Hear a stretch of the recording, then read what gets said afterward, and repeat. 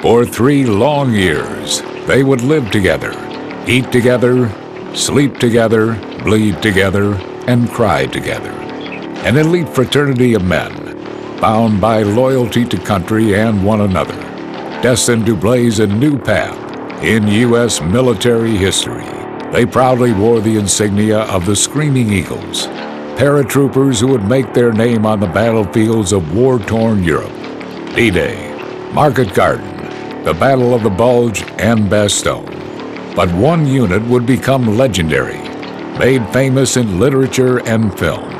They are known as the Band of Brothers.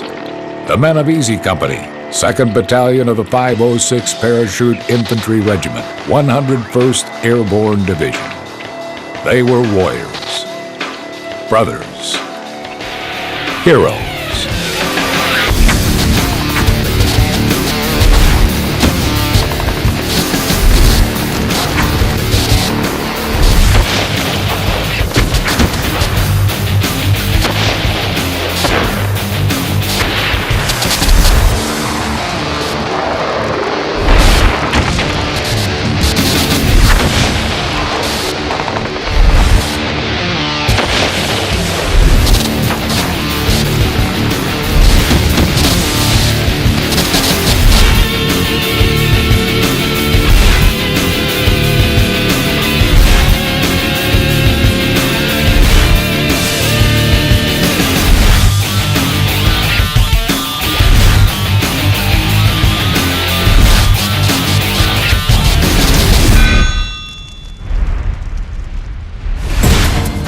D-Day, June 6, 1944.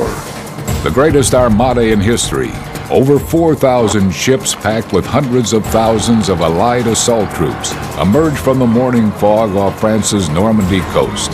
Operation Overlord, the code name for the long-awaited Allied invasion of Europe, had finally begun. Even as the first landing crafts approached the French coastline, the men of the 101st Airborne were already under fire several miles inland. Hours before, shortly after 1 a.m. on D-Day, they jumped into pitch-black darkness over the Normandy countryside, their invisible descent beneath canopies of silk now clearly silhouetted in the glow of burning wreckage on the ground. Their silent fall to earth traced by blinding flashes of withering German machine gun fire. The first time we were still in the airplane, and they're flying low, and there's bullets, tracer bullets coming through the fuselage, coming right through the plane. That's the first time I've heard bullets. Among the first American casualties in the first hour of the first day of the liberation of Europe was Easy Company's commanding officer, Captain Thomas Meehan. He and all the men aboard the headquarters plane were killed when German anti-aircraft gunners found their mark. When they started shooting at us, and then the pilots were doing all kind of maneuvers to evade them, we got a little concerned. We never tried to show anybody we were scared. The planes were trying to evade the fire, and the pilots wanted to get out of there. They sped up, and you could hear the bullets go through the plane. You could hear it pling like a tin can. They were shooting up through the wings, and luckily our plane did not get shot down, but the one right in front of us did. A new company commander plane was shot down right in front of us. Well, we got on the planes. I just thought it was another plane ride to me. I had no fear. The planes were flying, a lot of the guys were praying, had rosary beads, and others were laughing, smoking. I was looking out the window of the plane. That's when I saw that first plane get shot down. The one that all the officers from company were in. And after that, when they told us to jump, they gave us the green light. We all did what we're supposed to do. We jumped.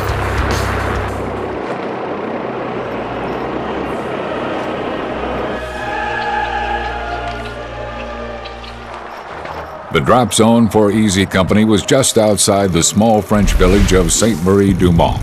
But the intense ground fire from the Germans and fog threw the American pilots off course. Now the paratroopers were scattered across 6 miles of enemy-occupied countryside, deep behind German lines. lost, cut off from their units, their commander dead, many without equipment or even weapons. They shook off the initial shock and confusion of their ill-fated landing, and one by one, the stragglers linked up to form small combat units. Who do I bump into but Joe? We didn't know which way to go. We were disoriented, you know. Troopers were up and down the whole place on D-Day. And I went there with about 5 or 6 guys from the 82nd Airborne. I went with them. They had a machine gun, and I thought, well, I'm going to go with these guys. Undaunted by casualties and the chaos of battle, each man knew his mission: to fight the Germans from the rear and to cut off any counterattacks against the Allied landings that were to begin at dawn. We did do our little mission. We were in the 82nd area, which is south from where we were supposed to be, and we just stuck with them for 2 days before we got to our company. So we were getting the bridges, getting the Germans that were defending them, and driving them off, and holding the bridges and the roads that came up the beach. Easy Company's objective was Utah Beach, one of 5 beachheads where Allied troops would land. The lives of the men coming ashore on Utah were in the hands of Easy Company. They could not fail or arrive late. In small groups of 6 to a dozen men, many strangers to each other, from different companies and regiments, the paratroopers found one another in the darkness and joined forces to fight their way back to the coast. Every bloody, torturous mile another skirmish. Every hedgerow one more firefight with combat-hardened German troops. Among the first Easy Company paratroopers to arrive at Utah Beach was Lieutenant Dick Winters of Lancaster, Pennsylvania. The D-Day invasion was underway, and on many beachheads, including Utah, victory was in doubt. Almost immediately, Lieutenant Winters received orders from his battalion commander: take out a battery of German cannons that were wreaking havoc on the beleaguered Americans struggling to gain a foothold on Utah Beach. Winters quickly gathered a small group of 12 paratroopers and began the assault on the heavily defended artillery positions. The small squad, outnumbered and outgunned, leapfrogged from trench to trench in some of the most savage fighting of D-Day. It was about 7, 8, 9 men for everyone we had, but I hit them on the flank, and that meant that I was taking them on one position at a time. In doing that, I could use the few guns that I had to create superior firepower and then rush one at a time. And that's how it worked out.